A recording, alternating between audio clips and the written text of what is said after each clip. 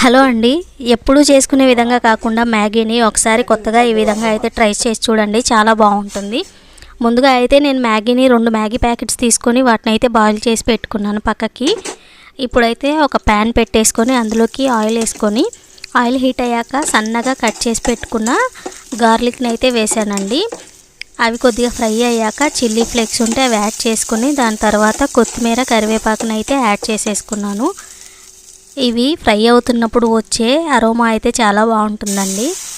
ఇది ఫ్రై అయిన తర్వాత మ్యాగీ మసాలాలో ప్యాకెట్స్ వస్తాయి కదా, అవి నేను 3 అయితే తీసుకున్నానండి. అవి వేసి కొద్దిగా వాటర్ అనేది వేసి మంచిగా ఫ్రై అయితే చేసుకున్నాను.